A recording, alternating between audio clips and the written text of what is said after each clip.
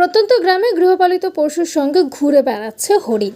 বিরল দৃশ্য পাথর প্রতিমার জি প্লটে। দক্ষিণ চব্বিশ পরগনা জেলার পাথর প্রতিমা ব্লক 15টি গ্রাম পঞ্চায়েত নিয়ে গঠিত।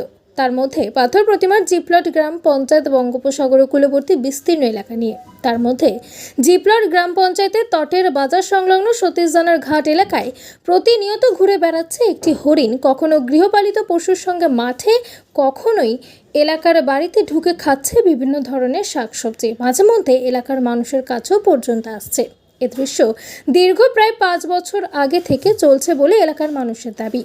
বিভিন্ন কলেজ ছাত্রছাত্রীদের দাবি, দীর্ঘ প্রায় 4-5 বছর আগে হঠাৎ করে এই হরিণ শাবককে দেখতে পাওয়া যায় নদীর চরে।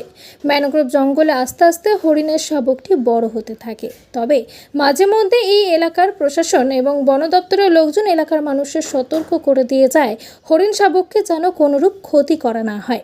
তারপর থেকেই এলাকার মানুষের কাছাকাছি থেকে তাদের আদর যত্নে বড় হয়ে উঠেছে এই হরিণ। আর সেই হরিণ নিয়ে এলাকার মানুষের উৎসাহের কোনো খামতি নেই। তোমরা হরিণ দেখছো মাঠের মধ্যে দাঁড়িয়ে, হরিণটা গরু ছাগলের সঙ্গে চড়ে বেড়াচ্ছে। কবে থেকে দেখছো এবং কিভাবে দেখছো, এটা কি করে সম্ভব?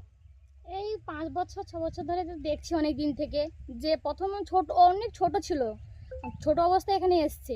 তো যখন প্রথমে দেখতাম যে কোথা থেকে এসছে কেউ বলতে পারছে না যে কোথা থেকে এসছে, কিন্তু এসছে, যেখান থেকে হোক এসছে।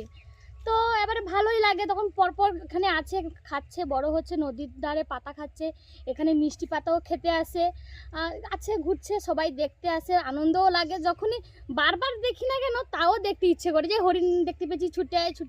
সবাইকে বলি, দেখতে ভালোই লাগে, এই আর কি। মানুষকে কিছু বলো না তোমরা, না যারা হরিণ মানে? না, হরিণ তেমন কেউ হাত দিতে পারে না।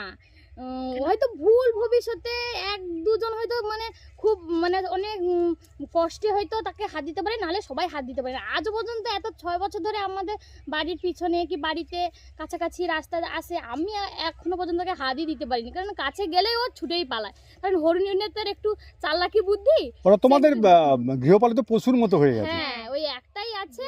সবার ভালো লাগে, যখনই বেরোয় সবাই দেখে যে হরিণ বেরিয়েছে, দেখবি আর, এই ভালো লাগে। সবাই বাইরে থেকেও দেখতে আসে, এমন কিছু ক্ষতি করে না। আর থাকুক, আমরা চাই যে আমরাও দেখব অন্য সময়, যারা আমাদের পরে যারা ছোট বোনটোন আছে, বা বাইরে থেকে দিদিরা এলে, জামাইবাবুরা এলে, তারাও দেখে, তারাও আনন্দ হয়।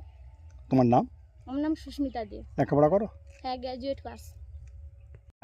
দেখছি তোমরা এই যে মাঠ রয়েছে, মাঠে গরু ছাগলের সঙ্গে হরিণ চড়ে বেড়াচ্ছে। এই গ্রামের মধ্যে হরিণ এলো কি করে, জানো তুমি?